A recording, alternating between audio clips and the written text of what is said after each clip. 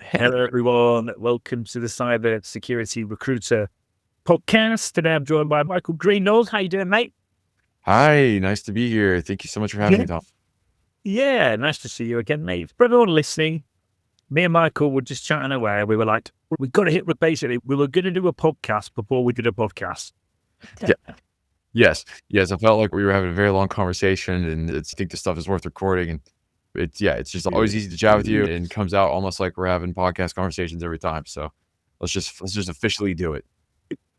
Yeah, definitely, mate. I'm just going to do, for the listeners that don't know who you are, mate, I'll just do you with a bit of an intro. You spent time as you originally started on service desk, which is a great way to start at Throg Grumman. You were also a DevOps engineer. You were also a senior DevOps engineer, and you have been the co-founder and principal consultant. Welcome to the show, mate. Oh yeah, thank you. Yeah, and I've started my own company too. So yeah, no, it's been quite a path over the last. What is that going to be like? 15-ish years. Let's call it 13 at this point. Yeah, it's weirdly enough that you bring this up. I have spent the last couple of weeks working on a lot of Windows stuff, which is weird for me because that DevOps space that I was in and have stayed in has been very heavily focused on Linux. Like I've been a Linux engineer for a long time, and all of my previous IT help desk stuff has really been coming back over these last few weeks. And I've been talking about those experiences a lot because the landscape has changed so much. I remember we were installing Windows 7, right? We were moving from Vista back when I was doing this stuff just to see these MDM management profiles and all of these things that come up now, because you can just set all of these settings and pass them out to thousands of users at one time. It is just mind-boggling how cool the space has become. Yeah, it has, mate. Why the big move back to Windows? Is that because most of the global user base is on Windows in comparison to Linux? I think two different things happening at one time. And the first is the way Microsoft positioned themselves. They did a really good job getting into the government, right? And so anytime in the US government that you're working with, let's say, some sort of federal organization, you're going to find Windows. Most of the time, the Apple users, the Linux users were few and far in between. And then additionally, the shift to Linux, and I think Apple's been picking up a lot of steam in the professional and government space. Windows has started to change the way their licensing works in the cloud and a few other places. And for that reason, I'm seeing a lot of the Windows ecosystem forcing people back in or pulling them back in because they already have something else that hinges on it, right? It's the main core of the organization. So Windows I think Microsoft as a whole has realized what's happening and said, hey, we need to pull people back in. And there's little caveats here and there where they will do something that makes it hard to use one of their tools on AWS, especially in a highly regulated environment that I work in. That is where those little niche pieces tend to show up. And it's like, oh, hey, you can't do this one simple thing that might require a small change from the GitHub side, right? To self-host GitHub. There's a small change that would make it much easier to use, and they just won't do it, right? It forces you to go to Azure because that's built in by default. So yeah, little tricks like that, but it's smart, right? It's a business that is trying to succeed, and they have a really good track record, right? There's a reason why everyone invests. There's a reason why they've been so successful in doing that. So it's hard to judge, even if it does impact the way I work. So Yeah, and it's like with Azure and stuff, like AWS had pretty much, I don't know, 60, 70% of that cloud market at one point. And now look at Azure, like really, GCP a little bit, but Azure really coming back. yes, and that is the exact reason is they have. And I think with Windows 11 too, they changed the licensing structure. So, for example, there's certain tools that allow you to use like remote desktops in AWS, and with Windows 11, the licensing changed, and so now you have to have, I think it's 50 seats by default to use this one method. And so that's a lot of seats. That's a lot of Windows Yeah. licenses. And there's also a lot of cost behind that, because when you use one of these machines, you also have AWS server costs, right? Like this is not just a one-time fee. I pay per hour for this machine to run for 50 seats across a whole year. And it's very quickly going to run you into the six figures. When things like that happen, it makes it a little bit difficult not to go take a peek at what Azure's got and say, oh, what's their pricing look like? How does that, is this 200 grand? They're $250,000 for a small team. It's hard to deny the cost effectiveness. So yeah, again, a smart move by Microsoft, and I can't hate them for it. I get why they did it. And we have to find the answer to that problem if it is a problem, but I don't think that's going to be something that people really focus on with the whole AI and all this stuff going on right now. Microsoft is going to be able to continue doing what they're doing in the background. So Yeah. yeah, Do you know what? Like, I can't remember that I was talking about this on a podcast the other day, or whether I was talking about it on the phone. But like, I wish GCP, Azure, and AWS would just talk to each other and just call everything the same thing, because yeah, they make it, because I can remember at the time I went pretty deep on AWS, like S3 buckets, GuardWatch, CloudWatch, all of it, and I did go pretty deep on it. And then you jump over to Azure, and it's like you just have to start all over again. It's just so annoying.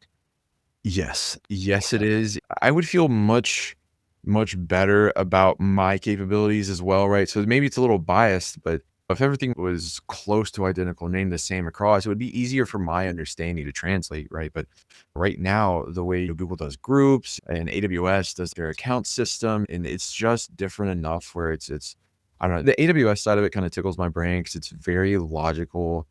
Not to say that the others aren't, but the way I see it, it's very logical, very organized. It's broken down to these small little units of work. And I think that's how, as a computer scientist major, because I was double majoring at one point, I just learned how to think in that way. That's just break things down as much as I can and then solve the small units of work. And so that it really does tickle my brain when creating these AWS architectures. But yeah, Yeah. looking at the other clouds, and there are services the other clouds have that are just better, right? There's everyone has their niche that they're good at. And so it gets a little frustrating sometimes because I really want to use something, but also at the same time, I know that learning curve is going to be steep because none of it's the same and it's all different APIs and different ways of coding. Definitely. I want to be good at everything, but there's not enough time in the day. Yeah. Do you know what is? I feel like, these, again, I was talking to someone before, they're doing a lot of sharing amongst the team and stuff, because it's so hard to keep up now, isn't it? Like, whenever I talk to anyone, I used to find it, especially for recruiters, I think I'm really up there with knowing a lot for a recruiter. And I used to not find it that, as long as I was putting the effort in and I was genuinely allocating time, I could keep up. Fine. Whereas now, I'll speak to someone like you, Mike, and I'm like, tell me everything you know now, because it's hard to keep up. Yes. Yes, it is. Yeah, there's engineering titles out there. I don't even know what they mean right now. I'm just like, I haven't even worked in a place where this is a thing yet. What does this person do? And I think we're seeing a lot of that too, because I've been talking to some friends recently about some of these different titles and the task, and they seem to have all different understandings of the role. And it's, how do we fix that when every company kind of has their own view of this? And I think it's just one of those things where the space moves so fast. It's hard for everyone to keep up, and we're trying to figure out how to name these things. And at some point, we will all eventually agree on a name. And maybe it's that internet theory, but at some point, AI will put enough information out there that AI says, "Oh, this is what this role does. There's no other alternative to it," right? Now the people making the job descriptions, they're all aligned because they're using the same tools that the other. And yeah, just takes time for us to get that all rounded out. But it does, mate. It does. It's an exciting time though, mate. It's if you're up for it and you're on it and you're curious and you want to learn, you can because this is also new to all of us. It's if you are really taking advantage of the information out there, you can get up there with the best pretty quick. that's something I'm noticing. It's almost like a double-edged sword that I've seen. And what I mean by this is, let's say, I'll even use myself as an example here. When in last November, I left Hanabyte and I'm out on my own for a minute. I was going to take a break, and I can't remember what happened. I just ended up messing around with AI, and I was like, this is cool. I think I was just tracking workouts or something. I was like, I wonder how this really works on the back end. And so I grabbed Claude, which I'd never used before, and I just started asking questions about how does AI work? Like, I've understood machine learning. That made sense. So how much different could an LLM be? And then by early December, I was building out and training LLMs, which I don't think beforehand I would have had to go in and get the documentation and read through all these docs and consolidate all this information in my head, take notes, go back and review the notes and memorize it. And it's now I have this tool that consolidates this information. And if I need notes, just say, hey, can you go back through the notes we built? And as we go through and write and you teach me stuff, just add notes and I'm going to go look at those. And now I've got all this information served up to me so fast. I was calling it fast Google for a while just as a joke, but if you really think about it, that's what it is. It's a grouping of information just served up to you. And obviously, hallucination gets things wrong sometimes. Sure. But to your point, I was learning at a rate that I just never experienced before. And it's been like that Yeah. for the last 7 months, right? I've learned more in 7 months than I ever have in my entire life. And I think it's such a cool time in history to be alive and experience this. And I know some people are using it to cheat the system and get through school. And there's all these negatives to it. But if you really do use it the right way to get hands-on experience and just remove that old knowledge gathering process we had, it's a beautiful thing. And then, like I said, double-edged sword, because it's also something I found is that I have the ability to move so fast that I don't remember things, right? It becomes my curiosity turns into reading for 10 hours a day. And then it's like, how does a human brain handle all that information? It does lead to some forgetting and things like that. You just have to be like with anything in moderation, learn how to handle it, use it to the best of your ability. And if you start slipping, just kind of tune your parameters a little bit. That's it. But yeah, to your point. There, Michael, you said the word, that word curiosity, that has always been an important attribute to possess, but like it's now like seriously important. And I just done a podcast with a recruiter who's building out a team of AI security engineers in an office in Boston. And I asked him, what are you looking for? And I think the word curiosity, I think he said it like 5 times in the same answer. Right. That word curiosity and that like uncontrollable passion, like you said, you just literally can't stop. It's 10 hours has passed and like you forgot to eat and like you're drinking your energy drink or whatever. There's nothing wrong with that, mate. Nothing wrong with that at all.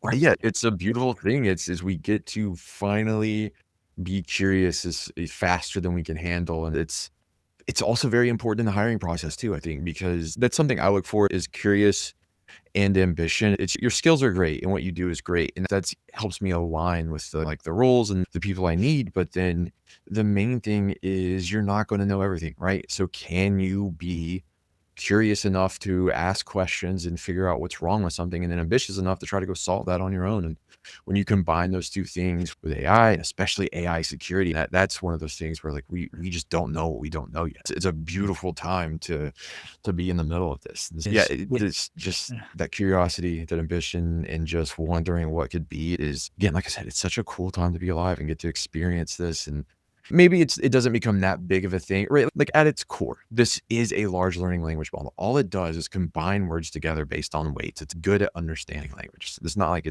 we don't have Skynet going on, right? There's not going to be a John Connor like running around. We have no Terminators. Nothing like that is happening right now. But just to see what's going to happen and getting to have this like brain that thinks at the speed of electricity or light is really cool. This is unlike anything I think we've seen in human history. And again, like I said, not a Skynet, but we're still at this next step in technology that's just, I don't know, it's unfathomable a few years ago. Never in my years did I imagine, what was it, like TensorFlow, some of just the basic ML stuff that was going around, and it was cool, but we weren't really creating stuff like we are today. So No, yeah, I know. Just go back like 3 or 4 years ago. We were just talking about like a web app, standard web app pen test, and I was still saying SQLi, or it would just be like really, we're doing that. It seems like so boring compared to now.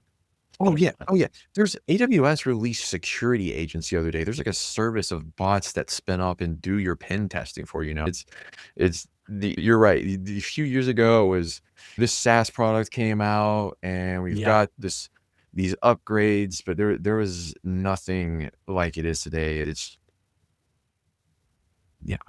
hard to believe. I still remember when ChatGPT first came out, we were all making fun of it and messing around. The videos were horrible with what was like the first version of Sora and all of these other things. And we really, I don't think people knew at the time that we were experiencing this exponential growth in our capabilities until it finally hit like that turning point around, I guess, middle of last year is about the time when it really was the first adopters really got that payout, and they're like, oh man, this stuff's getting good now. It's still wrong a little bit, but it's really helping me out. And yeah, Yeah. what was that? I guess that was also post COVID too, right? So we're right in the middle of things getting back, and everything slowed down, and then everything started speeding back up. And yeah, what a weird, I guess, what would we call that? Like this segue years between the slowness and the weirdness of COVID into AI might be a thing. And then now it's like, hey, you got to integrate this stuff. It's Yeah, really yeah. cool. A lot's happened. A lot's happened in the world in general with because people often when I get on the phone, it doesn't matter what level someone's at. They can be a CEO, a founder, a CISO, or they can be an IC engineer. The first, like most people are like, Tom, what's going on with the market? They just like everyone's it's wild. What's going on? But I think you're right. Like COVID and AI, like normally the market goes in fairly steady cycles. It's normally good for 5 years, and it dips for 5 years, and it goes up, and it normally falls in line with interest rates and credit cycles. Yes. But you've had these two massive things that have happened, named COVID and AI, that are like things that were just like most people in their lifetimes will never ever get the opportunity to experience either of those things. And we just experienced them both in the space of like 4 or 5 years. So that's why the world feels crazy. Yeah, exactly. We went from just whatever speed we were at to completely stalled watching, what was I watching? Tiger King, staying at home. People were Clorox wiping their groceries to, oh, we can go back outside again. Or some people didn't really worry about that. But for the most part, live events started picking back up. And then it's like, now we're just in this massive rush with AI. So yeah, it's been a real 0 to 100 moment for, I think, everyone. And it is weird to see too, you're right, but in COVID, we experienced a lot of quantitative easing from the US government and a lot of buying of different treasuries and bonds and things like that, that really just injected cash into the environment. And then that leads to a lot of the big companies hiring, right? And so like you say, with the, I assume by market, the hiring market, with that hiring market, it blew up post COVID, right? Because there's all this money in the economy, everything's flowing. All the big tech companies need to hire more people to support all the stuff they're doing. And then we get this peak, and then now it's, oh, we don't need as many people. We have to cut people. And it's at first it's we hire too much, and then it's what was it? It was guised under the use of AI, but it was actually for shareholders or something that came out. And then now it's, oh, we actually do need more money for AI, so we are going to have to let people go. So I've just had this massive up and down and up and down. It's, oh, we need less people because of AI. And now I'm seeing we need more people because of AI. And then it's like, we're I know. struggling so much as a society to make up our minds on what we need, that it's just going to be whiplash for Yeah, we are. everyone under that.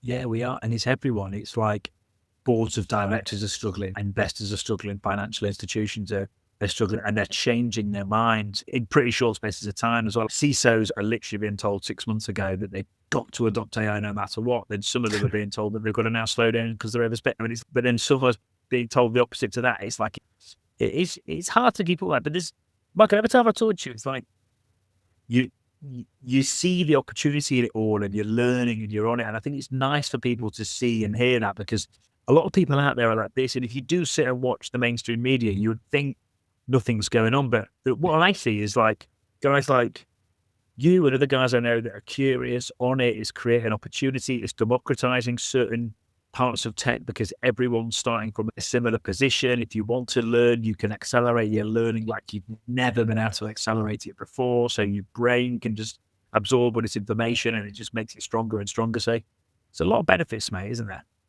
Yes, there are a lot of benefits to it. That's one of the things that I noticed. And honestly, when I started FedRock, it became a test. We had the base core of the business, that is federal compliance and handling CMMC and FedRAMP that we're doing, which was fantastic. But also at the same time, I didn't want to just get stuck in that vertical, right? It's not a bad vertical to be in. There's some really cool, smart people in this space. And quite frankly, I do really like it. But I also saw the benefit of coming back and saying, what if we try to build something? And so I brought people on in under the premise of like, hey, I don't know if any of this is going to work. We are just going to sit here. I was like, I've, it sounds crazy, right? It's, hey, I spent the last month using AI to teach myself about AI. I've been grinding this out. I was working around the clock, barely doing anything else, and was able to ramp up so fast. And I was watching some videos, and I finally had this idea, like, I wonder if we could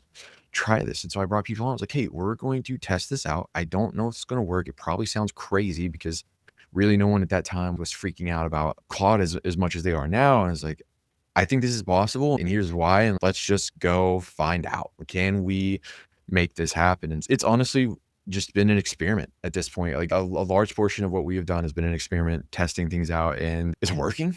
There's definitely some negatives we found with AI at scale. That's something that it's just baked in. There's nothing you can do about it. But if you learn how to work with those negatives and handle it, the speed at which you can execute, it's astonishing, truly. And I think it's just to clarify too, something I want to say is if you don't understand things at a base level or you don't have the fundamentals, and you do have to have those things, right? This whole thing we've built is based on the fact that we understand how to roadmap, we understand how to architect. We have people that are, for lack of a better word, mercenaries in their space, right? The absolute killers, and they are able to see in their mind, I want this thing built this way. This is what we need. This is what the task should be. And we break it down to a level that is easy enough for the AI to manage. And then additionally, we also keep a really strong watch on it because unfortunately with AI, when you chain tasks together, statistically speaking, your probability of failure, it increases very quick. Even if you have a 99% success rate by your fifth or sixth task, you're looking at a 20% failure rate or something like that. Yeah, we learned pretty quickly that you have to be very controlling. But yeah, this has been an experiment. We're testing things. We're moving faster than we ever believed. And now it's to the point where I'm like, oh yeah, we can do this. I can do things I never thought possible. And so, yeah, it's again, moderation, drink responsibly, right? Yeah. We need some kind of label on this stuff. Like, hey, if you're going to cheat to get through college with this, bad news, you're going to have to go back and not cheat or use it to learn all this stuff over again. And then get your fundamentals and drink responsibly when it comes to AI, right? I don't know what the warning label is going to be, but we're going to have one soon. Yeah. So, Michael, you're doing FedRAMP and CMMC and implementing AI into businesses as well as a whole, or are you implementing it into those frameworks, or? Both, truthfully, where possible. There's obviously some issues with government interference on the AI side. So sometimes we can, sometimes we can't use it for CMMC and FedRAMP. It really just depends on the organization and the kind of, they have to agree. Hey, if we can do this, we can have AI and make these things happen. And sometimes people just don't agree with that. That's going to be perfectly fine. There's a CISO at the top of every company, and what he agrees with or says is what is going to go. So, but yes, we do focus heavily on integrating that where we can. And then additionally, one of the cool thing, the one that we really are doing is building out different workflows and using robotic process automation, having RPA on the back end to really automate as much of someone's life as we can, and essentially create this assembly line around them and say, hey, what are the daily tasks? What is boring you? How can we automate this out? And just, I want information to flow through you so you can be a coordinator, right? It's making this person coordinate and move information as fast as possible while still remembering and do a good job, right? So yeah, when you think of AI workflows like N8N or robotic process automation, anything like that, those are the tools we're using right now to automate for people. And there's some really cool solves to things, right? I think I was telling you about that 401k guy where we're grabbing information from the government because you have to register a certain form for 401ks, and we pull down a bunch of forms in an area, compare against each other, and we're giving this guy the information. He wakes up to report like, hey, you should drive to this location, talk to these companies, here's what their competitors are doing. And it's just so fast and streamlined for people. And yeah, it's just, I don't know why it's so fun, but it just gives us that ability to dissect a entire company's workflow for a group of people and be like, here's how we think you should operate. Let us show you the way and experience this in a way you never have before. So yeah, it's so exciting. It's such cool stuff to do. Yeah, there's been like I was chatting to a guy 2 days ago, Michael. He had a rare brain condition and the doctors just didn't know what was wrong with him. So he played around with AI, located a research paper, presented it to his doctor, and his doctor went, now you've shown me that, I know exactly what is wrong with you. Anyway, long story short, it genuinely saved his life. Yeah, it's wow. Like there's some good stuff. There's some good stuff. It is, right, because it gives you, like I said, you can just research fast. That's a really cool use case too, because we know ourselves better than most, right? Like, you can feel the things happening to you. Yeah. It's there's things that you can't explain to a doctor, and because of communications, sometimes I have this feeling in the back of my neck, and it's like he's not going to get that at the same level you are because you're experiencing it physically. So knowing that you have a tool out there that you can talk to that's really good with communication and language, because it is literally a language model, right? That's such a cool. I honestly had not heard of that, but I never really Yeah. thought about it. But that's such a good use case for AI. It Yeah. really is, Yeah. and Yeah. yeah, There's some great ones as well. You talked about there's some negatives. There's some negatives baked in. It sounds like you've gone further than most on this. What is there anything there you could tell me and the yeah, listeners that could help us up? yes, absolutely. The first negative that we found was the limits of the human brain. Like I said, I curiosity kind of got the best of us at the start. And we were outputting so many changes. I think I reviewed close to 100,000 lines in under 2 weeks of code, and I gotta tell you, you're not gonna remember most of it, right? That's the thing, is it becomes this beast that you can't understand. So, like, when I say moderation, what I mean is we had to slow down and say, "Okay, we've got a roadmap. We're doing all these things that we would normally do, but the AI is moving so fast. Like, I'm just losing track, and everyone else is losing track. So we have to slow it down a bit. Take your time with it. It is a great tool for acceleration, but it is Mhm. not a great tool for sprinting. That is my key advice to anyone. Or let me rephrase that. It's a great tool for sprinting, is not a great tool for endurance, right? When you try to Okay. get AI to do things over a long period of time, it's just in the numbers. No LLM will be perfect. It will always miss tasks. It will always hallucinate. And when you scale that out over 100,000 lines in a few weeks, you've got a bunch of people reading all at once. You're just going to miss the mistakes. You're going to miss the small things. And then those small things, when it comes to companies, they really do tend to snowball. Yeah. First one is use it for sprints. Don't use it for endurance. The second one of the really fun ones I thought that actually frustrated me was the inability to deal with branching strategies. As a DevSecOps person, I love my branching strategies. It's, I live in this. It's what makes me who I am and how I build environments. Like, I truly build environments around that strategy. It's what I start with first. My methodology is, how do you plan to deploy? What is your, because everything I build is going to be around your deployment method. So we need to know that first.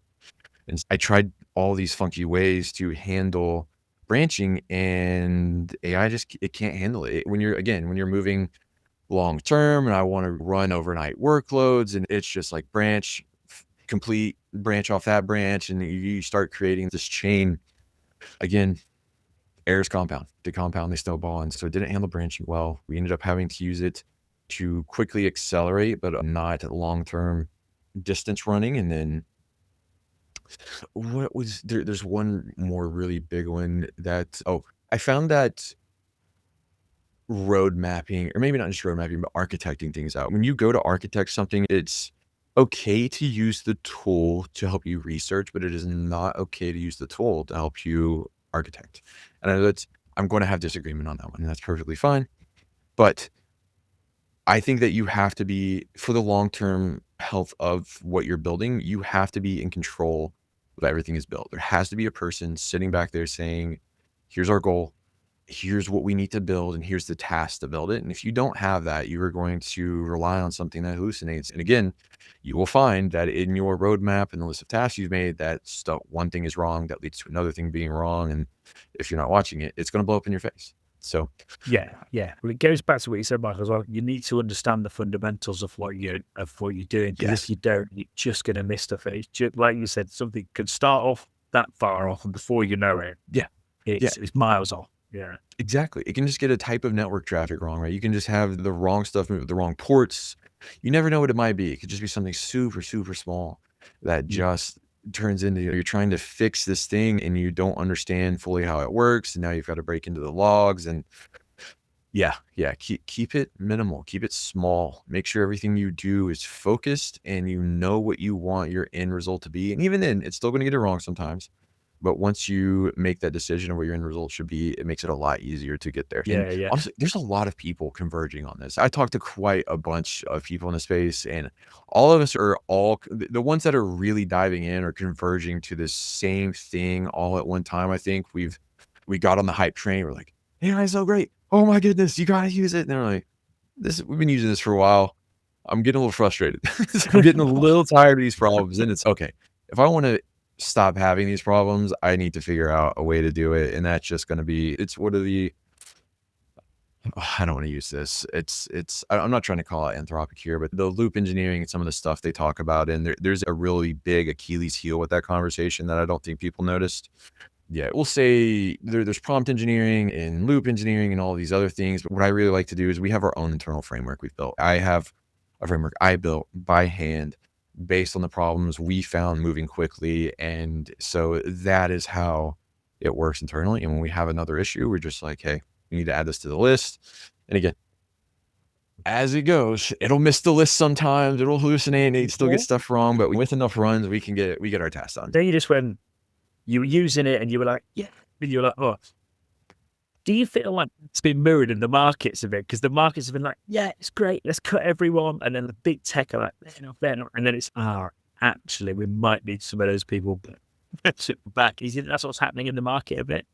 Yes, I think that's exactly what's happening in the market right now. And let me give you the Achilles heel too of what's happening. So I'm going to, on my other screen, I'm not going to share, but I'm going to bring this up.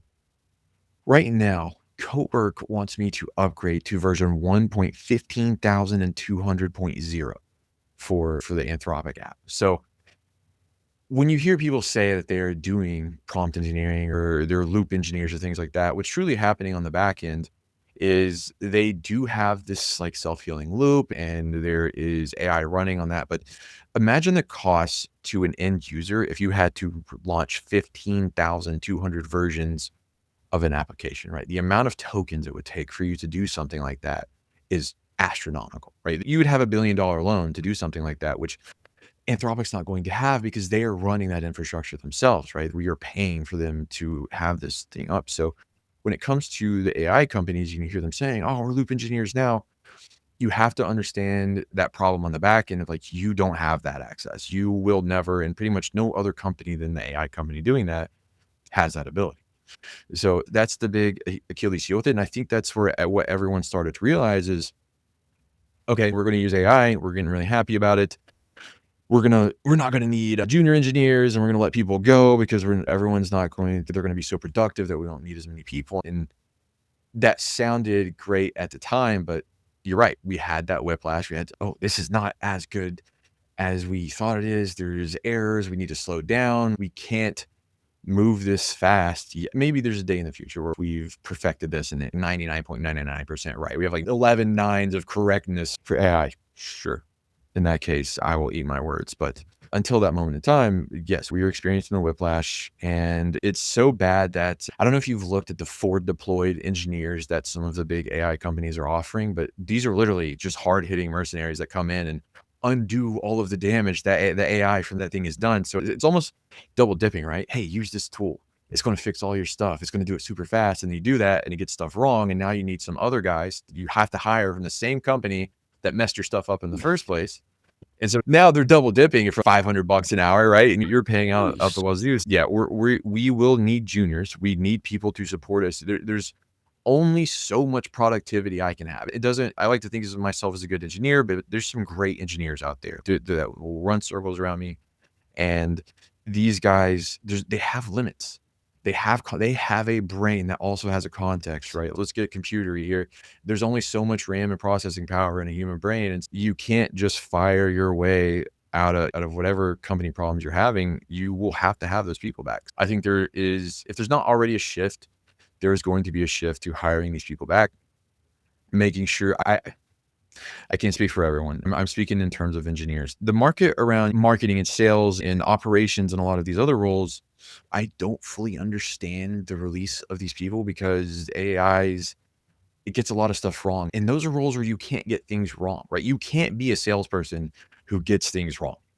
That's just not something that exists. If you imagine you use an AI bot and it's out here sending emails and calling people at the company the wrong name, the last thing you want to do is get a CEO's name wrong, right? That's their favorite word to hear. It's their name. It's all of our favorite words to hear.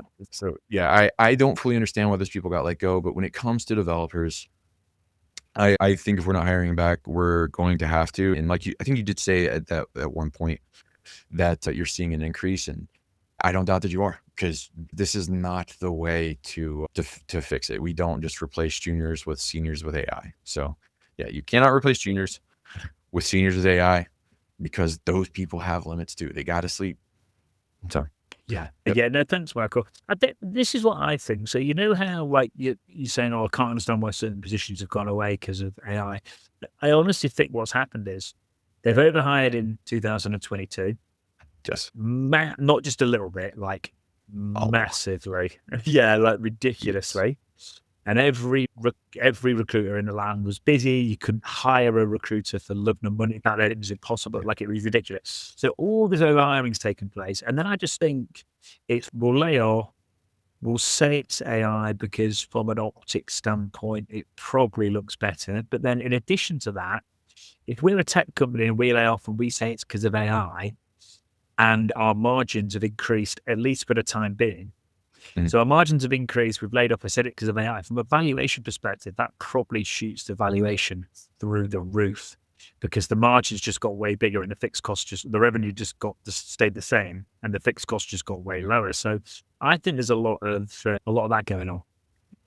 Oh, no question about it. Especially in the US. Yes. If you go look at the numbers, they overhired so significantly. And honestly, I don't know if this is a strategy that was someone that came up with, or if it just happened to work out that way, whatever it might be. If it was a strategy, very smart by the person who decided to do that. But yeah, we overhired like we had never before, because money was so easy to come by. It was so easy to lend. People around here, we have 2%, 3% interest rates. It's stuff that just had not been seen for so long. And yeah, money was flowing really well. And so yes, they have overhired.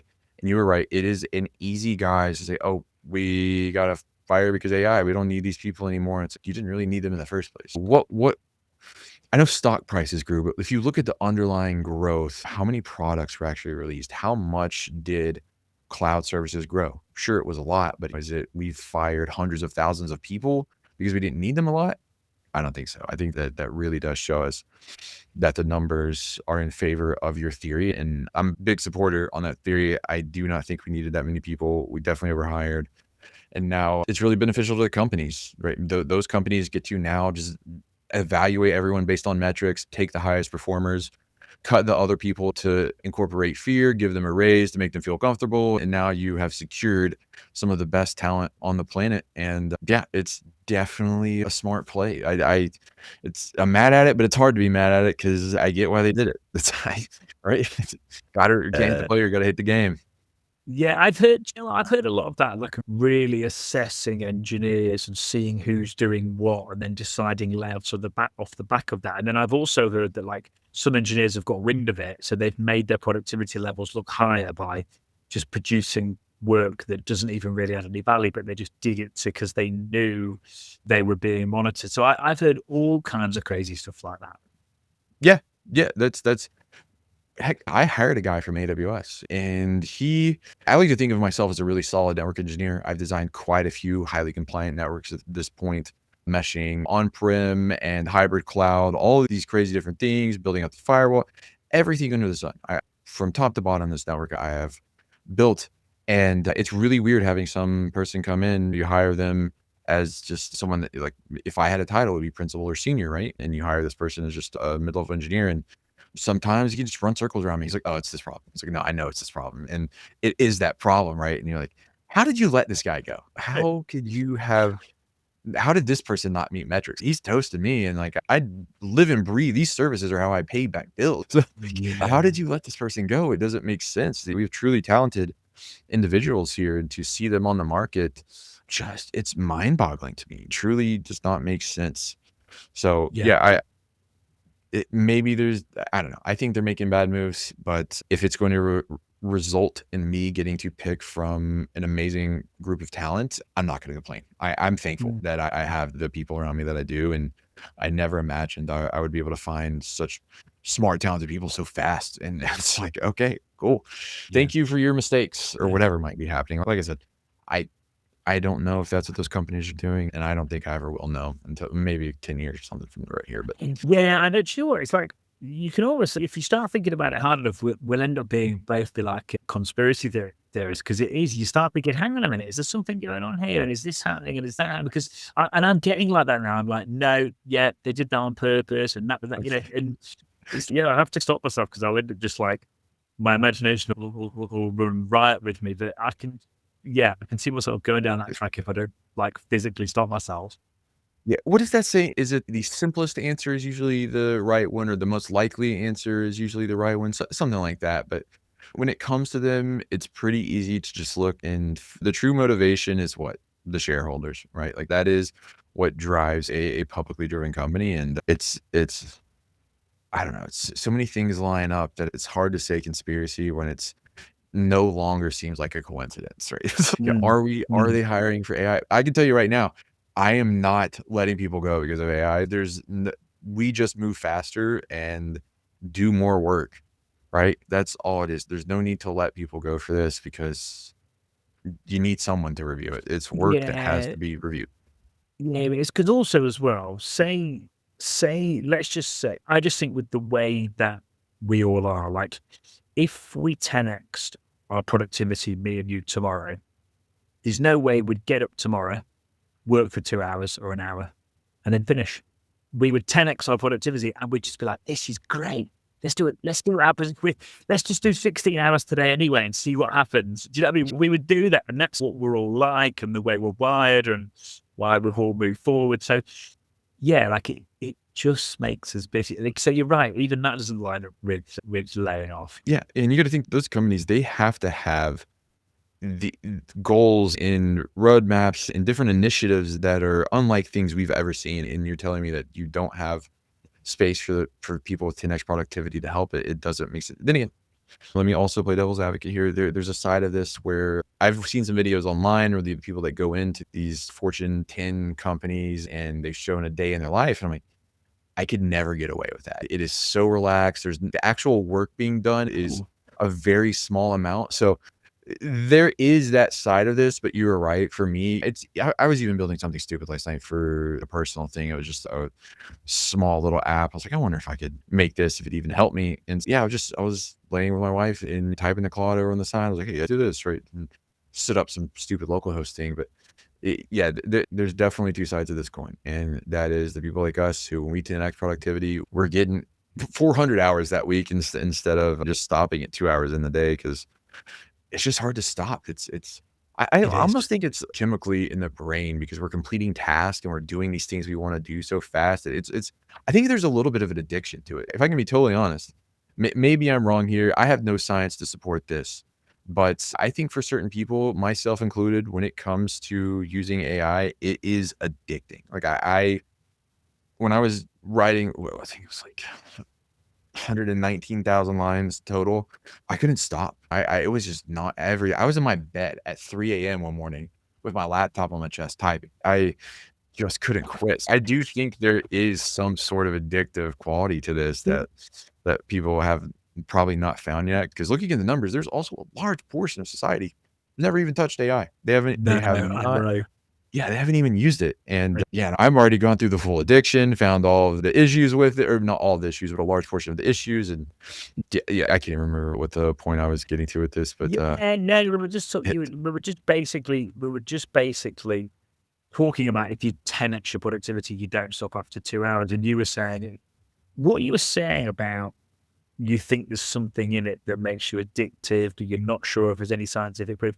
I think what it is, you and me and we're getting positive feedback loops in our brain, and we're getting the feeling of feeling good about something. We're getting the momentum, the feeling of moving forward and achieving something.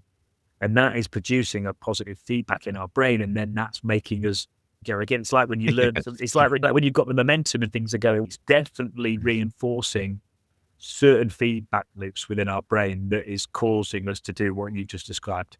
I think so too. And now that I have you, this would be a really good time to ask. There's moments in time where I'm crushing. I've got a bunch of windows open. I've got all of my chat apps. I'm doing stuff for the company. And so I'm just spread out multitasking, but full speed ahead, multiple AI windows running, multiple conversations going. And there's these times when the AI just can't get it right. And there's this weird flip in my attitude. I instantly become angry. I'm like, you're stopping my productivity. How this stop messing with me and get this right. What is the problem? So yeah, there is definitely something going on up here when we're doing this. And again, it could be for specific types of people like myself, but when it starts getting things wrong a lot, I find myself frustrated faster than really with anything else. I live in Atlanta. The traffic here is some of the worst on the planet, and it is infuriating to be in. And AI still makes me upset faster than that, even just for some small productivity stop. So yeah, you're definitely right. There's something about that movement of tasks, having stuff get completed, and then when it halts, it's instantly frustrating. So yeah, There's a law for it. There's Moore's law. There is something law. I've forgotten the name of it now, but there is a specific law that when technological advances happen, and then we get used to something happening in a more better or more efficient yes, way, we just then expect more. And there's an actual saying for it, because we had it on the team. Like, I think someone was complaining that ChatGPT. I said, we didn't even have it. Like, we literally didn't even have it. What? Stop complaining. Like, it's cool. We'll be okay. yes, yes, that's exactly it. Yes, we're all getting used to that speed, and then as soon as you take that speed away, it's that angry caveman brain comes out, and it's no, I need the fire back. It's I can't live without this. You're right. Yes, you can. That's I'd say that's another downside, honestly, of AI is those moments right there where productivity is just moving. You just get slapped back into reality. Like, oh yeah, this is not how life actually gets to be. But Yeah, yeah, no, yeah, it's that good though. is It's good. I think the things are, like you said, there's definitely there's productivity gains there when it's used right. Do you know one of the biggest? I think the learning, like the ability to learn, and I've mentioned this before as well. Like hackers that weren't very good at writing exploit code, could just watch it being built in front of them and take it apart, and then they can rinse and repeat and do that again, and they don't have to have when they've got really good at writing exploit code really quick. And I'm sure you've got loads of examples. Like you just said, you were learning at a yeah, I think you said about 20 minutes ago, you said you've basically learned more than you've ever learned ever. yes. Yes, that is exactly what I said, and I stick to that wholeheartedly. I have been learning more about really there's no limit, honestly. I think one of the only things I haven't touched is maybe like Swift iPhone development, a few small things at this point, but it's when you have this base understanding, and again, I've degrees in this. I spend a lot of time reading and learning without AI, so I have a really fundamental understanding of how these systems work at the very low level. I've written assembly code, right? Like I get how to push to registers. So when it comes to me, yes, I am learning crazy fast, but there's also the point you made where AI can do a lot of that stuff for you now, right? There's documentation on how to push registers. There's documentation on a lot of the different items that I guess what would be called a script kiddie it would need, right? And then additionally, there's also the side of things where we're seeing a lot of vulnerabilities come out, right? There's been even in Red Hat now, we just had to upgrade someone to a new version of Red Hat because the one that was like LTS was just like 5,000 vulnerabilities or something, a bunch of criticals. And so I was looking into it, and it's because of AI. And as good as Mythos or Fable or all these things might be, what we should look at, I like to stay away from what's in the news because it's really hard to get the truth from Mm. the news. So Mm. that's why I want to look at it from a truthful standpoint. And what I mean by that is we have, as I've said, I think multiple times now, sorry, a large language model, right? It's good at identifying words that go together. We write programming in languages, we talk in languages, everything we do is written down, and that makes the AI really good at understanding. And that is why AI has been finding these vulnerabilities, right? I'm undermining it by calling it a glorified SAS tool, but that's at its core what it is. It's just a static analysis of code that has existed for a very long time, and we've never had a tool that combines words as well. And so it's able to pick out all these little things we missed. It says, hey, you guys didn't see this hole, you didn't see this hole, and now there's a bunch of vulnerabilities. And yeah, we now have something that will take these new vulnerabilities it's discovered that we weren't ready for. And we have additionally companies that we've all been relying on for years. We've got Ubuntu and Red Hat and Amazon Linux and all these other things. And now we have to wait for those companies' pipelines to execute, to update our hardware that AI has discovered has problems. And then on the back end, there's some kid that or adult or whoever it might be now just thinking like, wonder if I can break into that, right? Like just that tiny little string of one thread of curiosity from this person is now, oh yeah, this is how you would do that. And this is the code you would write, or, oh, here's the vulnerability that they have. Here's how you execute on that vulnerability. And next thing, it's pretty easy for someone to hack in. It's what worst case, the AI gets it wrong like 3 times in a row. So within, I don't know, 2-3 minutes, 4 tries, at the maximum, they can have an execute ready to go on you. So yeah, it's a really massive problem. And it's also introducing a lot of other problems that we've seen in the supply chain where you might install something and install something else and that thing's shipping credentials back, like with Trivi and how it flowed down into a bunch of other stuff. And there's nothing we can do about it because some guy with Claude can just sit there and be like, oh, cool. How do I abuse that? And off you go. Yeah. Do you know what? There's loads of good points. There's loads of bad. But the one thing I think that going back to the learnings, I do think if people that are passionate and on it and curious, if it can accelerate their learnings and your learnings and other people and make you the best version of yourself, ultimately, I do really like that because I've even had it before in recruitment where maybe a job's been through me, maybe it hasn't, but someone's come to me and gone, Tom, look, I've got this opportunity, I've got that opportunity. What should I do? And I've always go with the one where you're going to learn the most, whatever it is. And I was always taught that from a young age. Okay, the money might be, but whatever. Go down the track that's going to teach you the most and you're going to learn the most. And if AI is making us learn more, then that ties in quite well with that. It is. This is where human nature comes into play, right? We like to take the path of least resistance. And that's the real struggle is how do you use it? In my mind, I'm like, maybe, for example, I need to get some sort of certification for someone, right? What I would do is I can go grab the rubric for that and, hey, this is what you're tested on.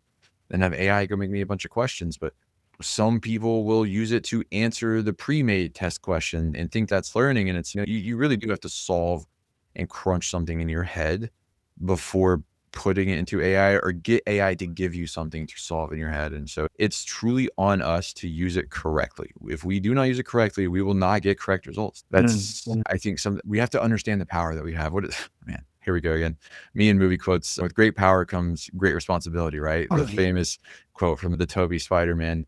It really rings home and to me, and I think today, because it's we don't understand how much damage this can do or what it does to our brains and how it's going to change us over time.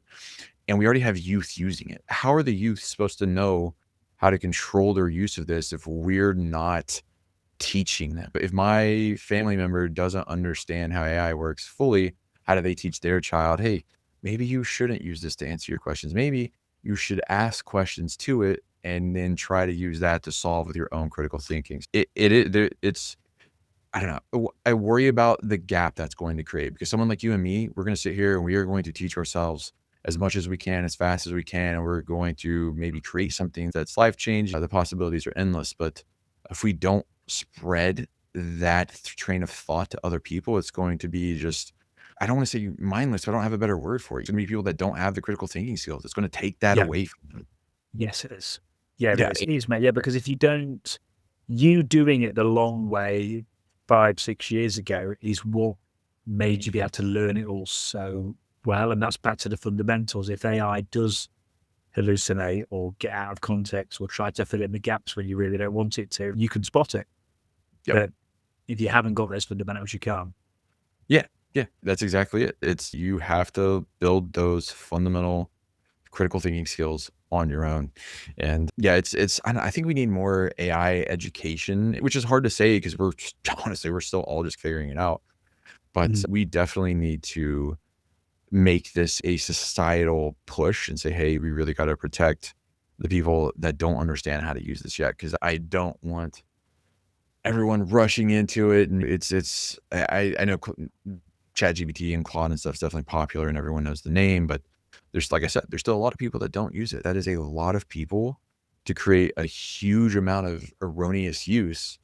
And the next thing you know, we're all just dependent upon some tool. And I think we get into the dead internet theory at that point, right? Where it's just no one is creating anything new.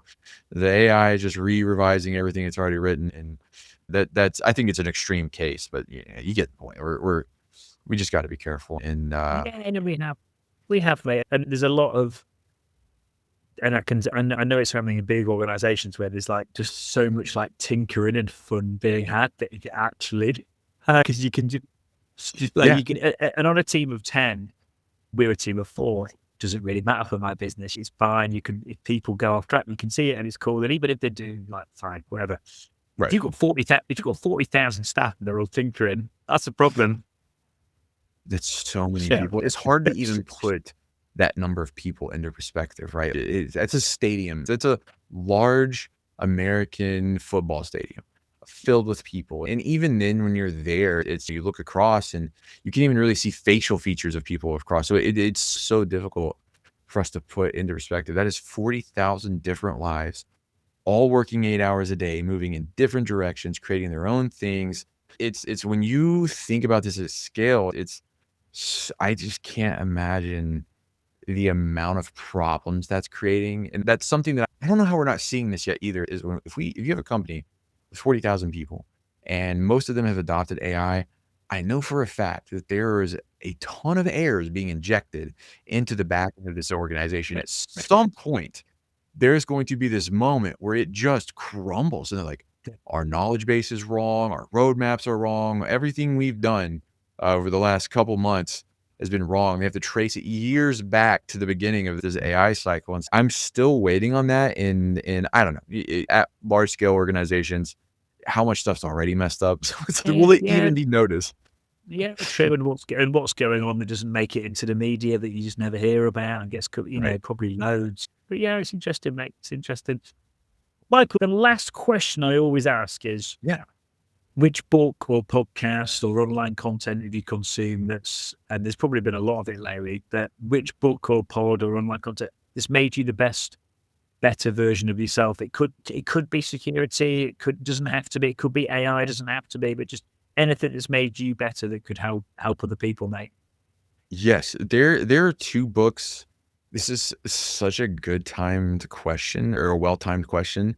I was sat beside an older gentleman and then a very young gentleman on a plane to Boston, and this was literally just on a week ago today. And sitting there, the young guy was just coming back to see his family. He's very early 20s, and the old gentleman had been a real estate agent. They were talking about books and stuff, and I was like, there's 2 books I recommend everyone read, and it completely changed my life. I was doing a lot of the stuff in these books without realizing it. I just didn't understand why I am Okay. able to connect with humans the way I am. That's maybe the only thing I'm actually truly great at, is just connecting with people and being able to have fun. I read, it is How to Win Friends. This is such a common, I can't, oh goodness, the title. Let's I've had see. to influence and influence people. And I've Influence read People. it. How to Win Friends and Yeah. Influence People by Dale Carnegie. That book has been recommended by so many people over such a long period of time. And it almost feels cliche, but if you really read it and take to heart what it's saying, it is truly good advice, right? Everyone wants to feel important, and it's not that hard to make people feel important, right? You just have to actually care about what they say. Yeah. Really be interested. And if you can't do that, then it's something that's hard to fake. It really is. You can't just fake interest. There's going to be body language and things that people pick up on, like, I don't really like this person. So you have to figure out how to get out of that mindset of just being like, oh, me, and be like, what's really going on in this person's life? And then additionally, another one that I'm not sure as many people know, it's called A Trusted Advisor. And this book was recommended to me by my friend and co-founder over at Hanabyte before I left, Eric. And the book, I don't know if the book itself is that great, but it's what I took from the book that changed me the most, and that is the way to treat people and clients, right? Like I said, from the Dale Carnegie side of things, everyone wants to feel important and is being interested. But another thing I learned from the Trusted Advisor book was, how do I take that information I've learned from winning people over and becoming friends? How do you use that to better their lives, right? So that Trusted Advisor book taught me that I take this information and I store it, and then I need to figure out creative ways to use it. You know what I mean? It's something small. If someone's has a dog and you can remember the dog's birthday and send a small gift basket or something with a treat, these things show that you care and you give a shit about the Yep. person that you are talking to. And so even when I talk to good salesmen, I mentioned this on the plane. I was like, listen, when I talk to really good salesmen, I can see these things that they're doing now, and I understand that they are selling me. But the fact is, I like when it happens. I know it's happening to me, but I like it. I'm like, you know what? You're doing a damn good job. You are showing that you care and you're trying, and I don't care. You're winning me over anyway. So, right. You know what I'm talking about? It's when you see someone doing a good job and you're in the same space, you're like, I know you're selling and I appreciate the work you're doing and you're working really hard. And you know what? If I think it's because if that person can do that for their job, they can also do that at home, right? And you know that if you need this person in a pinch, like, it's someone you can count on. Yeah, those two books. And then I'm going to give you one. I'm going to give you a freebie here. There's Okay, mate. one that might not be for everybody. It's called Thinking in Bets, and my aunt gave me this book. Thinking in Bets really helped me understand that every decision I make, there's a chance for failure, right? No matter what you do, you could almost nail everything in your life, but every decision you make has a chance for failure, and you have to plan for that. You have to take the things that are going on and say, what are my best odds? And if I don't hit those best odds, what do I do next? And Thinking Bets in the other two books, the Trusted Advisor, How to Win Friends, it all combined into how I see a lot of life today. And then I mix in my own personal experiences on top of that. But yeah, just a little consolation prize there. That Thinking in Bets book will really, yeah. Yeah, mate, I'm really glad I asked you that question because it was a bloody good answer. Yeah. How to Win Friends I've read. The Trusted, which I think now you said that, I'm probably going to read again. A Trusted Advisor, I'm definitely going to read it. I'll read all. I'll probably audiobook them, but I'll read or audiobook them. But yeah, no, it's good, mate. Good, mate. Good answer, my friend. Good way to finish Thank as you. well. Thank you. Yeah, absolutely. Absolutely. Yeah. And then there's a bunch of other books. B2B is P2P. I could just go on and on, but all those things, yeah, they've really, really impacted my life. So yeah, thank you so much for this. This has been so fun. I'm glad we got to just sit down for a really long time and talk about all this stuff. No, Yeah, I honestly, if you ever want to do another one, I would really look forward to it. There's so much more stuff we could talk about around the cybersecurity space. So yeah, thank you so much for having me. But yeah, no, thank you, mate. It's the same. It's been really good, mate, and I'm glad we finally got there. Me too. Me too. Like, thanks, Yeah, mate. absolutely.